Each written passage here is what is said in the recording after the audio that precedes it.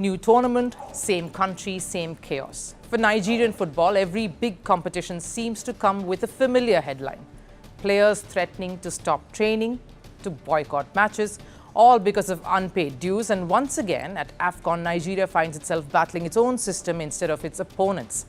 So when talent, history and legacy are all on your side, why isn't the system? A bruising 2025 meant Nigeria arrived at AFCON carrying multiple scars. They failed to qualify for the World Cup, a tournament they once considered routine up until 2018. A failure that shook Nigerian football to its core. So AFCON is supposed to be that reset, the stage to restore that sense of pride. And on the pitch, things actually went well so far. Nigeria have remained unbeaten. They dismantled Mozambique 4-0 in the round of 16. Confidence was building. Next up, a quarter-final against Algeria, one of Africa's most stable, structured and disciplined footballing nations. In moments like these, teams lock in, but Nigeria doesn't get that luxury because just days before the quarter-final, the real opponent showed up: administrative chaos. Footballers were miffed over the unpaid bonuses for AFCON, and just like clockwork, the players responded the only way they've ever been heard, by threatening to suspend training and boycott that trip to Marrakesh. Once again, football took a backseat to survival, and it was only on the eve of the match against Algeria that the chaos was resolved. The players were shown documents proving their AFCON 2025 bonus payments have been processed, and they trained today, so there is no problem. Seems like words of consolation, but that statement tells you everything you need to know about Nigerian football governance.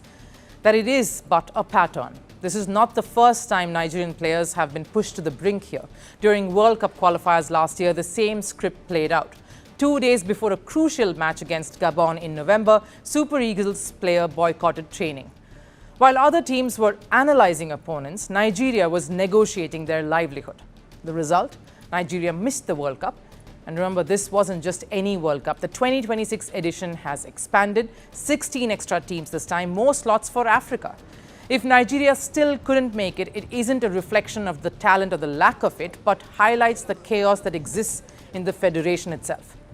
And the payment issue didn't start yesterday. Reports suggest dues had been pending since 2019. That's years of patience, years of being silent, and lack of professionalism. Clearly, the only option left for players was to protest. In Nigerian football, authorities don't respond to responsibility, they respond to embarrassment. They don't act until results are threatened. They don't listen until tournaments are on the line. And this rot isn't just restricted to the men's team. Nigeria's women's team, the most successful side in African football history, has endured the same neglect, late payments, unpaid bonuses, this despite dominating the continent and winning 11 women's AFCON titles. No surprise that when they were finally awarded apartments as recognition following their 2024 AFCON run, the celebration said more than the gesture or any soundbite ever could. Today you return home as champions of Africa. I hereby direct the allocation of 3-bedroom apartments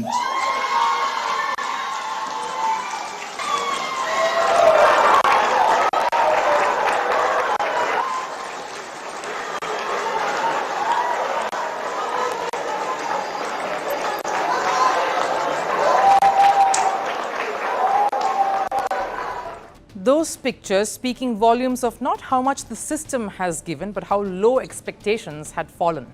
But this is not a small footballing nation. This is African royalty. They are the only African nation to reach the 5th rank. That happened in 1994. Across categories, they have won the most titles, which is 58, and a feat that hasn't been recreated. A men's football gold that they won back in 1996. The women aren't far behind either. 11 AFCON titles, like I mentioned before. And over in the junior category, they have the most successful under-17 side in the world with 5 titles. Right now, Nigeria isn't fighting to reclaim past glory. It's fighting its own governance. And while Africa rises, with Morocco surging, Senegal stabilizing, Egypt modernizing, and teams like DR Congo and Ivory Coast stepping up, Nigeria is stuck negotiating bonuses before a knockout game. The tragedy of Nigerian football is not wasted talent, it's wasted potential, because when players have to threaten boycotts just to be paid instead of preparing to win, and when governance only reacts under pressure, success becomes accidental, not sustainable. AFCON may still offer hope this year, but unless the system changes, Nigeria will only keep reliving the same story. A giant of African football trapped in its own administrative flaws. And in a new Africa that is moving forward, or at least striving to, history alone will not be enough to create a path of success. The world doesn't fit in boxes, so why should your news?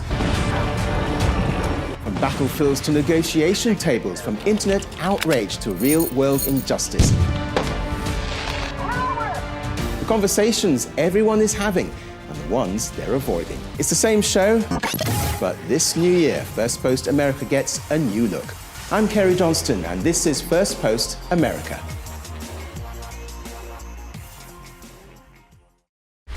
Want the facts? The latest developments? News that gets straight to the point.